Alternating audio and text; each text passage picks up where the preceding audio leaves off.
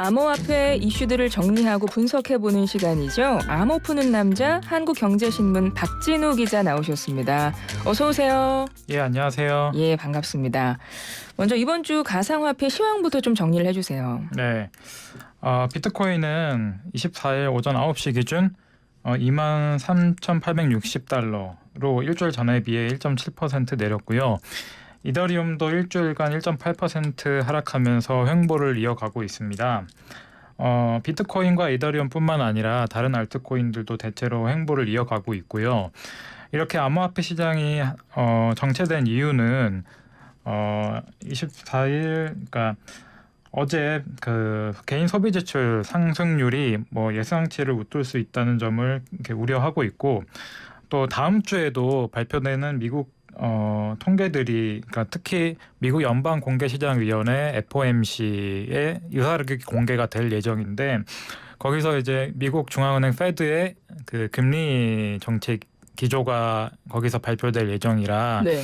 이게 금리 인상 속도가 늦춰지면 위험자산 회피 현상이 약화되니까 이제 위험자산으로 묶이는 암호화폐도 이제 올라갈 수 있는 여지가 마련이 되는 거고. 의사록 네. FOMC 의사록 공개되지 않았나요?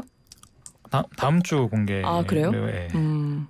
아무튼 그거 보면 그 가상화폐 시장이 그거에 좀 영향을 받을 것이다. 예.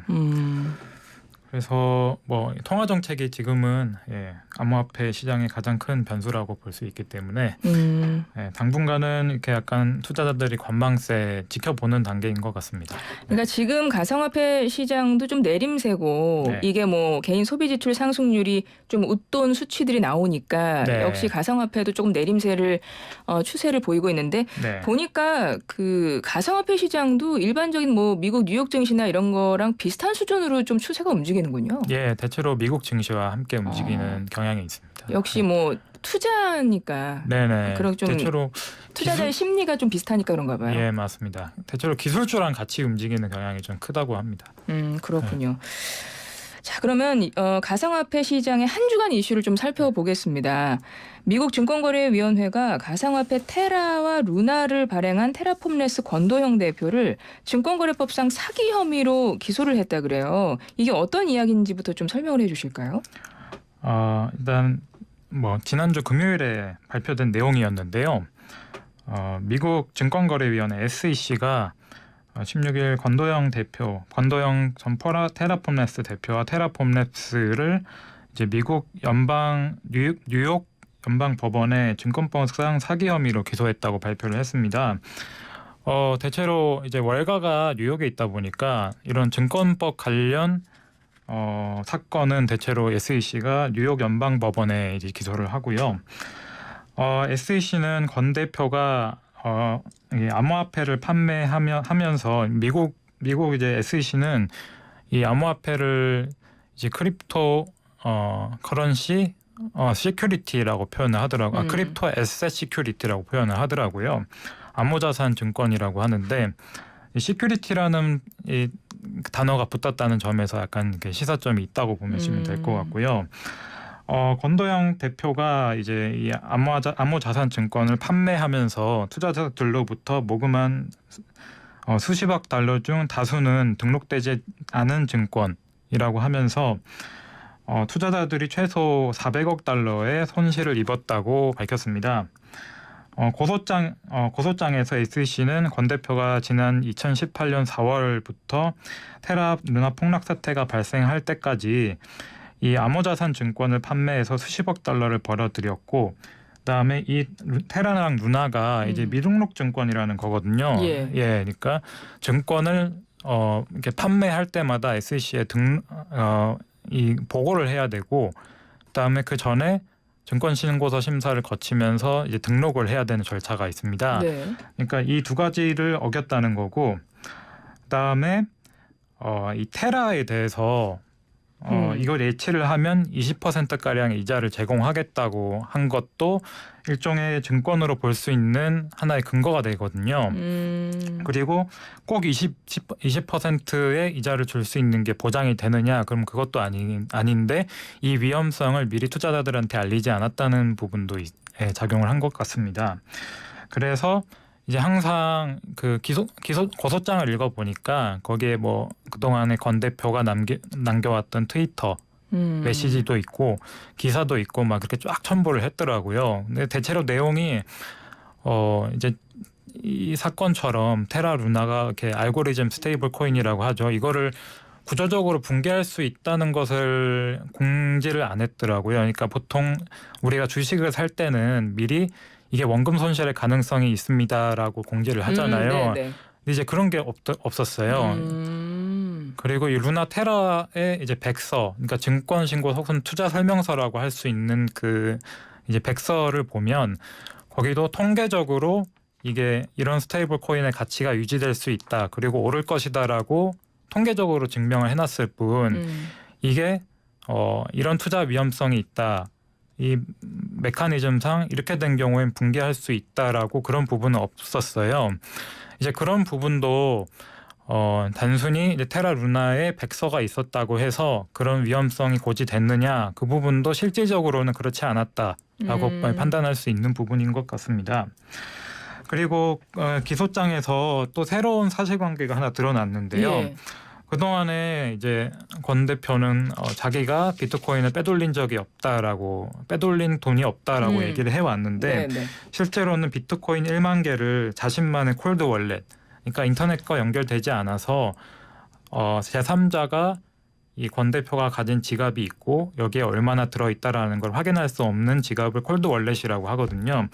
거기에 이제 지난해 5월부터 비트코인 1만 개를 콜드 월렛에 보관을 해왔고 이거를 지난해 5월부터 현금화해서 스위스 은행으로 이체한 것으로 드러났고요.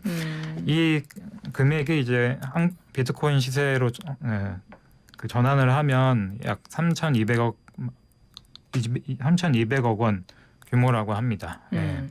보니까 그러니까 첫 번째 이번 주 그러니까 지난 한 주간 가상화폐 시장의 이슈 중에서 첫 번째가 테라와 루나 발행한 테라폼레스 권도형 대표를 미국 증권거래위원회가 사기 혐의로 기소를 했어요. 증권거래법상 사기 혐의. 그러니까 등록되지 않은 증권을 팔았고 미등록 증권을 거래했고 투자자들한테 큰 손해를 입혔는데 그 과정에서 뭐 허위, 과장 광고하고 뭐 고지해야 될 거 공지 안 하고 뭐 이런 것들 때문에 지금 사기 혐의로 기소를 했다는 건데 사실 권도영 대표는 지금 수배 중이에요. 그러니까 국내 검찰에서도 제가 알기로는 사기 혐의로 지금 수배 내렸잖아요. 그래가지고 체포영장도 뭐 법원에 신청하고 그랬던 걸로 알고 있어요. 근데 그 기각됐던가요? 체포영장이 구속영장 기각됐었죠. 그렇죠. 근데 그래서 검찰이 어쨌든 지금 권도영 찾기 위해서 노력하고 있는데 제가 궁금한 건 뭐냐면 제가 가상화폐, 암호화폐 시장 이야기를 우리 기자님들이랑 얘기를 하다 보면 제일 궁금한 게 그거예요. 그러니까 저는 증권성 여부라는 것, 그러니까 증권성이 굉장히 중요한 핵심 키워드인 것 같고 또 하나는 가상화폐 시장은 탈중앙화를 꾀하는 거 아닙니까? 그런데 지금 거기서 증권성이 문제가 돼서 지금 이런 갈등들이 생기는 거잖아요. 그걸 좀 쉽게 설명해 주실 수 있어요? 그러니까 증권성이 중요하다고 보는 이유는 우리가 증권이라고 하면 제 돈을 어떤 수익을 기대를 하면서 타인의 사업에 맡기는 거잖아요. 그러니까 돈을 빌려주든 아니면 지분 투자를 하든 내가 직접 이끄는 사업이 아니라 남이 이제 주도하는 사업에 대해서 제 돈을 빌려주거나 하는 방식이 되다 보니까 그래서 그 사업을 통해서 내가 손익을 취하는 거. 그게 증권성이라는 거예요. 맞습니다. 근데 그렇다 보면 이제 뭐 정보 비대칭성이라던가 아니면 뭐 그러니까 타인의 사업이다 보니까 그 타인이 사업을 하면서 이 투자자들을 속일 수도 있는 거잖아요. 그렇죠. 뭐 사업을 제대로 알리질 않는다던가 그런 관점에서 이 증권으로 인정이 되면 투자자 보호에 관한 규제들이 적용이 되거든요.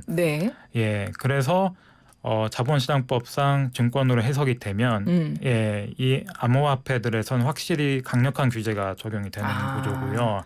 네, 예. 거기까지 제가 잠깐만요. 거기까지 예. 제가 이해가 됐어요. 그러니까 예, 예. 암호화폐, 가상화폐에서 증권성이 중요한 것은 네. 그러니까 증권성이라는 건 특정 투자자가 어떤 사업에 내 돈을 투자를 해서 네. 그 타인이 그 사업을 통해서 네네. 뭔가 이제 손이익이 생기면 그거에 대해서 내가 취하겠다는 거 아닙니까? 예, 예. 그거에 대한 이제 권리를 네. 표시하는 게 증권성인데 네네. 가상화폐에 그거를 적용할 것이냐 말 것이냐가 지금 핵심 쟁점인 것 같은데 예, 예. 원래 가상화폐 시장은 음. 그러면 증권성 자체가 없었던 거예요? 예, 그게 그동안 논쟁의 중심에 있던 하나의 이슈였는데요. 예. 그러니까 이를테면 어떤 권리, 계약상의 권리라고 하면 보통 뭐 저번에 말씀드렸던 것처럼 이제 저작권료에 대한 청구권, 아니면 뭐 건물 임대료에 대한 청구권 이런 식으로 이제 실체적인 게 있잖아요. 네네. 근데 그게 아니라 뭐 이 비트코인이라든가 이더리움 이런 거는 뭐에 대한 청구권, 그렇죠. 권리 개념이 없죠. 그러다 보니까 이 암호화폐가 대부분 그런 권리 개념이 적용이 안 된 것들이 많거든요. 네. 그러니까 그러니까 지금 얘기가 나오는 토큰 증권을 제외한 이 암호화폐에 대해서는 그동안에 증권성 논란이 계속 있어 왔고요. 근데 어쨌든 간에 투자자 보호가 적용이 돼야 되는 건 맞긴 맞거든요. 그러니까 가상화폐 시장이 워낙 커지고 투자자들이 많아지고 근데 그렇죠. 그 과정에서 손해 입은 사람들이 너무 많아지니까 네네. 이것도 이제 안 되겠구나. 예. 규제의 대상으로 넣어야겠구나. 맞습니다. 뭐 이런 당국이 지금 그렇게 스탠스를 바꾸고 있는 거예요. 예. 그러니까 이게 꼭 그 배당 청구권이나 계약 그동안 강조되었던 계약성의 권리라는 게 우리가 익숙한 거 말고도 뭐 디파이 차중앙화 금융이라고 하는 걸 보면 뭐 스마트 컨트랙트라고 해서 보통 계약을 맺는다고 하면은 이렇게 제3자가 오거나 당사자들이 이렇게 문서를 두고 사인을 하거나 그렇게 네, 하잖아요. 근데 그게 아니라 내가 뭘 대출을 하겠다. 내가 암호화폐 대출을 받겠다. 암호화폐 예치를 하겠다. 암호화폐를 다른 암호화폐로 바꾸겠다라고 하면 이게 자동으로 계약이 맺어지면서 그런 게 바뀌는 걸 이제 스마트 컨트랙트라고 많이 하는데 네네. 이런 거를 또 계약으로 봐야 되느냐. 그다음에 뭐 루나나 테라처럼 이제 뭐 테라 생태계에 얼마나 많은 개발자들이 들어와서 이 테라를 활용해서 자기들만의 앱을 개발하고 하느냐, 이거를 타인의 공동 사업이라고 해석할 수 있을 것이냐, 이런 쟁점들이 많이 생긴 거예요. 예. 그래서 그동안 대표적인 소송이 이제 미국의 증권거래위원회 SEC가 리플이라는 암호화폐를 고소하면서 불거진 그 논쟁이고요. 그게 벌써 기소한 지도 3년이 지나가는데 아직까지도 법원이 판결을 내리지는 않고 있거든요.